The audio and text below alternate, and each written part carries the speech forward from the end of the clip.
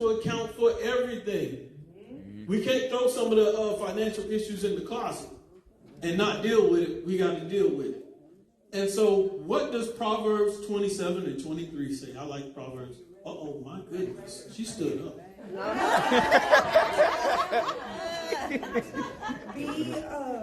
Be thou diligent to know the state of thy flock, and look well to thy herd. It says be diligent to know the status or the condition of your flocks. Of course, back in this time, Old Testament, there was an agricultural society. So they grew their own food, they raised their own cattle. And so a shepherd needed to know the condition, the status of their flocks. So so many of us don't have cattle and a lot of us don't garden. So you got to know the condition of your flocks. What are your flocks nowadays? Your money, your dollar is your flock. And so you need to know the condition of your money, the value of it, how much it is, how much you have, where is it located? Is it beneficial where it's located? Know the condition of it. And so you have to know the condition. And by knowing the condition, then you know how to budget better. Sometimes when you're looking up information and you're researching this, it is not fun. When you're going over budget, you're like, oh my gosh, I forgot about that.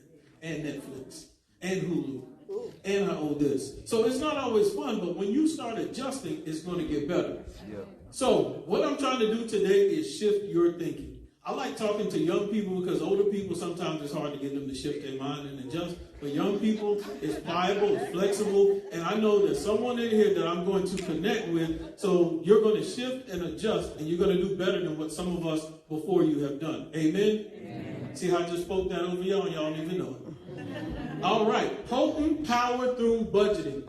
Budgeting is the backbone of my financial freedom. It is the foundation of financial building. The key that gets you in the door. Some of your goals that you're trying to get to, your budget is the key to get there.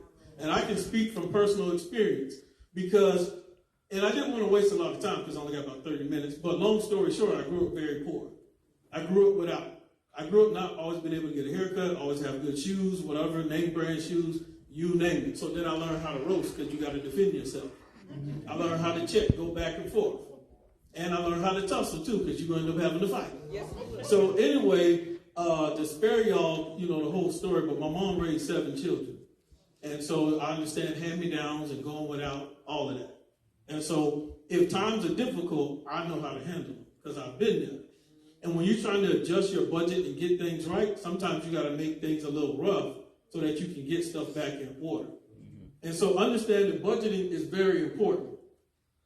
Takes stewardship to the next level. When you start budgeting properly, it takes stewardship to the next level. So one of the handouts that they gave y'all, it's like this list of stuff where you can write down all your expenses, all your income, because that's part of your homework, is to write all that stuff out, and you'll see why you're going to have to write it all out.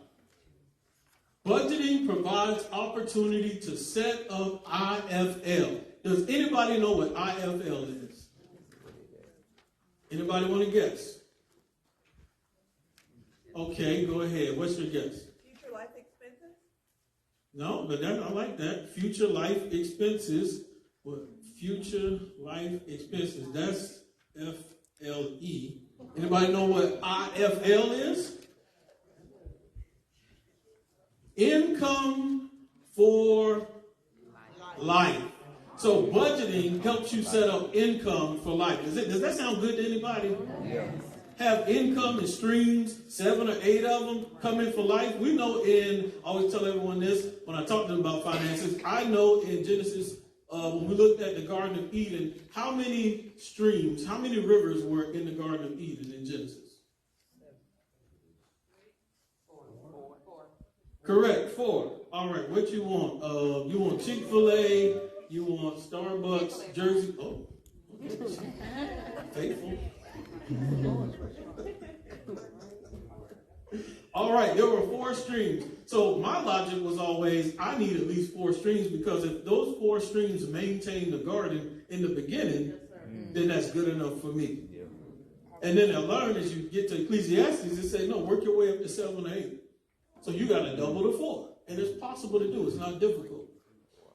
All right, how do I budget? You have to figure out how do you budget.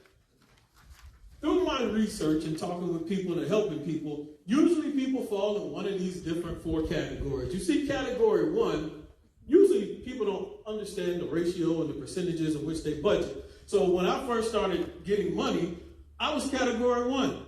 And I was young and I had a family. My wife is here. We had a child. I think we were like 21 years old, somewhere in there. So I didn't know what I was doing. She didn't either, but we was trying to figure it out. So money was everywhere. And it's pretty funny because I'm one of those people when most people won't answer the phone for a bill collector. And where's my wife at? Oh, she's right there.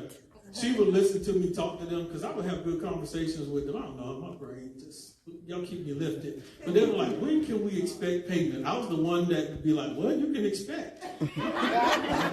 So how's your day going?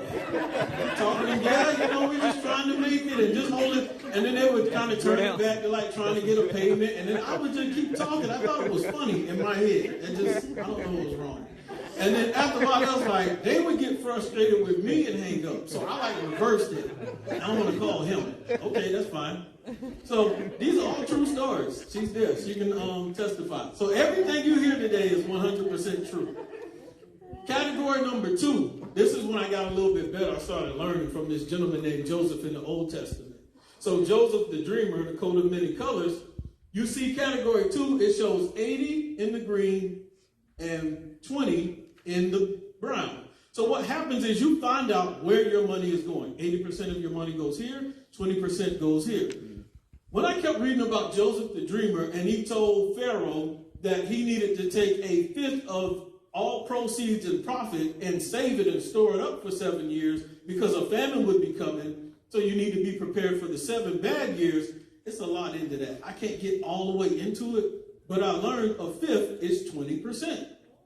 So if you got $100, you need to put away $20. In other words, here's the key. If you're taking notes, pay yourself first. Everybody say that. Pay yourself first. You always want to do that. Whenever you get money, pay yourself first. So you want to, I'm not saying you're here now because I wasn't always there either. Trust me. I could not pay myself first if I wanted to. So I had to get there. But I saw Joseph was paying the kingdom first. So he was making sure everyone was taken care of. 20% of your income should go to savings. Now, it can get deeper because out of that 20%, some may go here, some may go there. You don't have to put it all in one spot. Because if you put it all in your 401k and the market dips, you got problems. Yeah. And so that's something to pay attention to. So now put 20% away. The other 80% takes care of needs and wants.